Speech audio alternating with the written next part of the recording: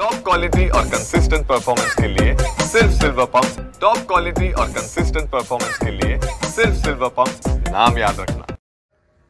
की ज्या लोकांच्यावर माझ्या मान खटावच्या मातीनं जिल्ह्यानं प्रचंड प्रेम केलं, अशा बारामतीच्या लोकांना सगळ्यात पहिली कळ लागली आणि मला वाईट वाटायला लागलं की हा कसा काय करतो, हा सामान्य कुटुंबातला आहे, साधा माणूस आहे, रेशनिंग दुकानदाराचा पोरगा आहे, हे कसं काय आमदार होऊ शकतो. आमदार झालो हे 10 वर्ष मान्यच केलं नाही त्यांनी. 10 वर्ष गेली आमदार झाला, आता आमदार झालो मान्य झालं, आता मंत्री कसा झाला हे मान्य नाही होत आहे, अजून पण होत. आणि यांना माहिती आहे डॉक्टर साहेब, आज तागायत सगळ्या नेत्यांनी त्यांच्यावर तडजोड केली असेल, पण या पश्चिम महाराष्ट्रातला एकमेव फकड्या आहे, कधी पवारांच्या पुढे झुकणार नाही आणि कधी झुकणार नाही.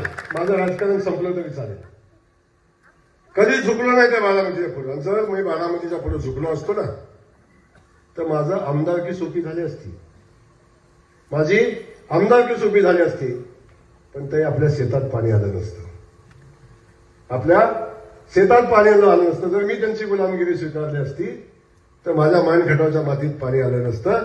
माझ्या भागात आज जी विकासाची गंगा वाहते ती कधी वाहिली नसती, कारण बारामतीच्या दारात जाऊन बसल्याशिवाय माझ्या हातात काय राहिलं नसतं. हा एकमेव गडी आहे, कधी बारामतीची पायरी शिवला नाही. दुःख याचं आहे डॉक्टर साहेब, दुःख बाकी काही नाही आहे, दुःख या गोष्टीचं आहे. माझा विरोध त्यांना नाहीच आहे आणि बारामतीला तर बिलकुल नाही, पवायला नाही.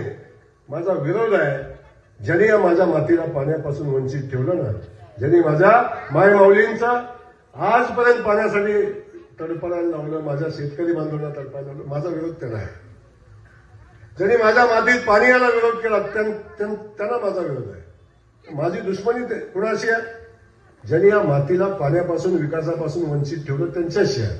माझी व्यक्तिगत दुश्मनी कुणाशी नाही. काय माझं काय त्यांची मुलगी मी पळवून आणली का माझी त्यांनी नेली, काय संबंध आहे माझा त्यांचा? काही संबंध नाही. माझी लढाई ही माझ्या मातीच्या स्वाभिमानाची आहे. आज माझी इथं बहीण अभिमानानं पाण्याकडे बघते आणि सांगते हे पाणी आमचं आहे, आमच्या शेतामध्ये आलं. आता जाल का कुठं टँकर आणायला? टँकर येईल का दारात? आता येईल टँकर दारात.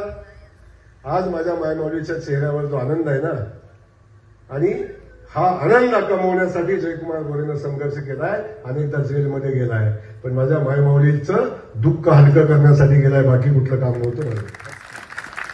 मी व्यक्तिगत कामासाठी काही कुणाकडे गेलो नाही. माझ्या व्यक्तिगत कामासाठी माझा संघर्ष झाला नाही. माझा संघर्ष झाला तो आमच्या या मानखटावच्या मातीच्या सन्मानाचा संघर्ष झाला.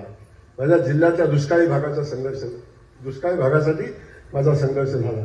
त्यामुळे हा संघर्ष आपण सगळ्यांनी उभा केला आहे आणि हा उभा करत असताना तुमच्या सगळ्यांचे आशीर्वाद आहे. हा जयकुमार गोरे मंत्री झाला, आमदार झाला तर तुमच्यासाठी नाही आहे, तुमच्यासाठी तुमचा भाऊच आहे. मी कायम सांगत आलो की मंत्रीपद भाऊ खूप अशाश्वत असते. वाटलं का नाही तुम्हाला तुमच्या भाऊचं मंत्रीपद जातं का नाही? आली का नाही शंका तुम्हाला? आली का नाही? सगळ्या बसलेल्या माणसाला शंका आली का नाही? सांगा, आली का? हे जाईल राहील हा विषय भाऊ वेगळा आहे, पण ज्या भाऊच्या मागे जी भाऊ पदवी लागली ते कोण काढू शकतं का?